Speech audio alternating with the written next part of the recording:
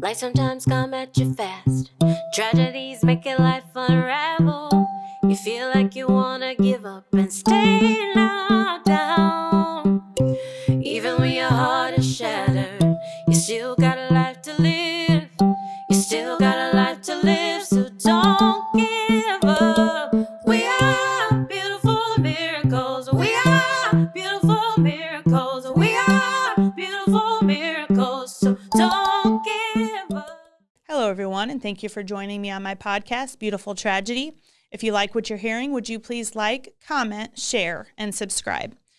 In today's episode, I'm going to talk about learning how to make time for my grief. I just finished a grief training for professional development. Talking about grief is very hard. I've also realized that talking about my grief is something I'm not always good at. I can skim the surface, but when I have no distractions, it scares me to truly face the depth of my pain. Make no mistake, doing the foundation, St. Baldrick's, and this podcast are all things that I'm very, very proud of, but they also serve as a distraction from the hard work of facing my own grief. When Jackson died, my attention went directly to helping Ivan, which was necessary because when you have other children, they need you more than ever after the death of their sibling. Then I started doing for others very early on, and I found that helping people helped me a little bit, but it also never really allowed me to truly feel my own feelings. In our story, we've had many very difficult life situations that have made our grief more complicated. Almost losing Mike was incredibly difficult, but once again, I went right into caregiving mode, mostly because I had to, and I've been juggling a lot. Every once in a while, I would dip my toe in the pond of facing my own grief, but a lot of times it was too painful, so I would stop. And I really fear that if I face it all, I will go down to a point of no return. So I've been choosing to face it in small doses. Well, during the training that I was at, I was sitting for 8 hours a day with no distractions. No one needed me.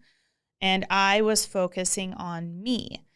And when that happened, it completely overwhelmed me. I got emotionally flooded. And for the first time in my life, I had a panic attack.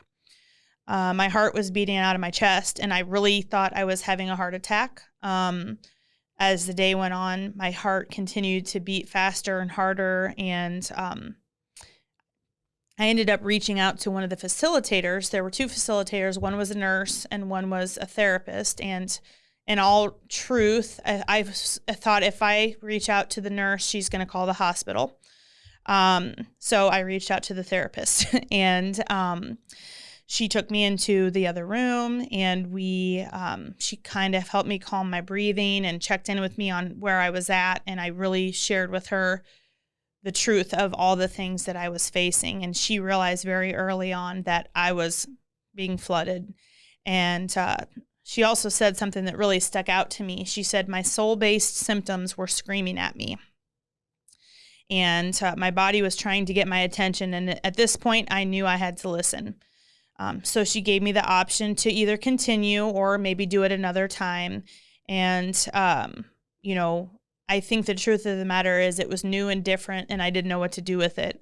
So I chose to make it a personal training rather than a professional training. So that really gave me a lot of time to focus on my own self, but it also clarified some things for me, which is I can't keep running at 80 miles an hour and not facing my grief. So, I don't know exactly what that's going to look like. I definitely have been going to therapy this whole time. But there's been certain subjects that I've been avoiding. And really one of the big ones is the future. Living without Jackson has been the most painful experience of my life. And facing a whole lifetime of experiences without him has felt like too much. When I think about the amount of momentous occasions that we have to endure without him, it just feels like more than I can handle. But I also know that holding my feelings inside isn't going to work either. So, I'm learning that it's okay to ask for help if you're struggling.